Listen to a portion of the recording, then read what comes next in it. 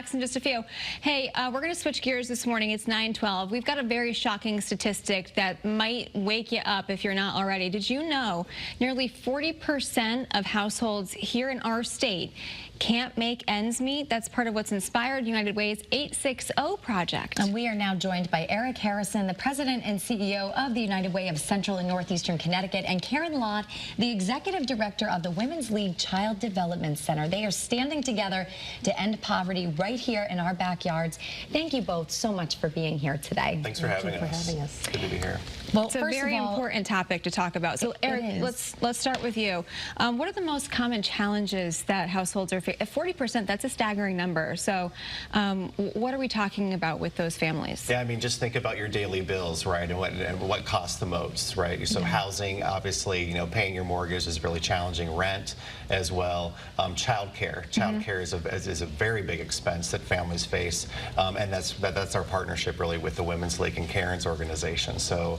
You know, we want to be sure that everyone is able to get by and really just alleviate any of those challenges or barriers. So we're looking at innovative ways to partner with organizations like hers, not just in childcare, but within housing and homelessness and healthcare, as well as wages as well for individuals. And before, Karen, we dive into what you're offering, what ways are you trying to address these challenges that we're talking about? Yeah, actually, for the second year in a row, we launched a rapid response fund. This was in the fall when the cold winter, weather was about to approach, and we did $100,000 to all the municipalities in our service region, 52 townships, and so those individual townships were able to give individual cash assistance to individuals who were facing the threat of homelessness. That's remarkable. So they could use those funds basically to pay different bills.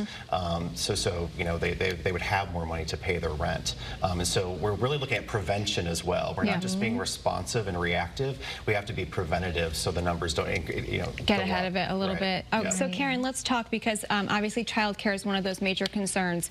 So how do parents find child care if they're in one of these positions?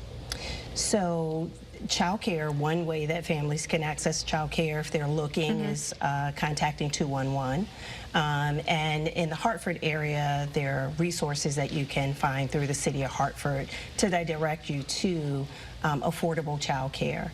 And so that's a really important issue for parents to be able to lift themselves out of poverty and be able to be gainfully employed. They have to have reliable and high quality early childhood education. All right, access. You said two huge words here that are key that every parent is looking for when we're talking about child care. High quality and for it to be affordable. So, what does that do for parents when they can find that high quality child care that we're talking about? Yeah, finding high quality child care for families, one, gives them that peace of mind that when they go to work, that their child is in a safe, nurturing environment, and that their child is being exposed to the academic content that's going to prepare them for kindergarten. So our goal at the Women's League is to make sure that when our children leave us, and they come to us as early as 3 months of age, that they're ready to go off to kindergarten and be successful. And that child's success in school is a factor that can deter poverty in the future. Right, we're talking about those developmental milestones, right? Yes. And how long, Karen, have you been partnering up with United Way for?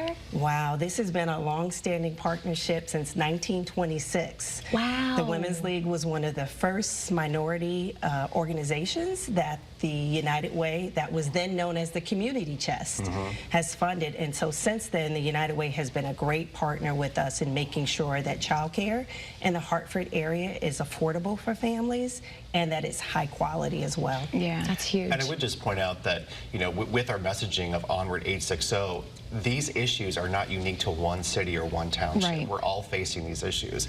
Just for an example, with our Rapid Response Fund, the first town to sign up for that fund was the town of Avon, which is not a town that you would think, would be in need or have families that are struggling to get by, but there are families in every single zip code throughout Connecticut. Right, and Nicole, you had said that before we came back this morning, but it's everyone's backyard, right? Yep. So why is now the time to take action? What can we do? What can we do to help?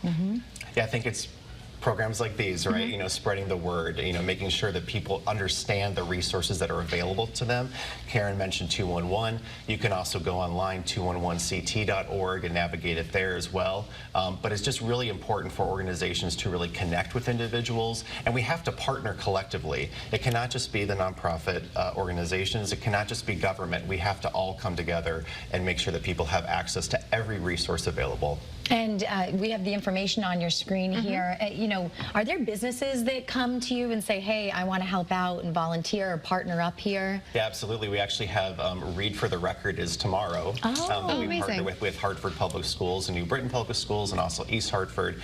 So we'll have, a couple hundred volunteers from local businesses that'll be reading to children tomorrow. That's great. awesome. And it's all about building those long-lasting community relationships too, I mean, I think we feel more when we're meeting the people in our backyard that also need the help as well. So thank you so much for the amazing work Eric you're and Karen, doing. thank you both so much. And again, all that information will be posted up on WFSB.com. All right. I appreciate it. Thank you. Another great cause ahead.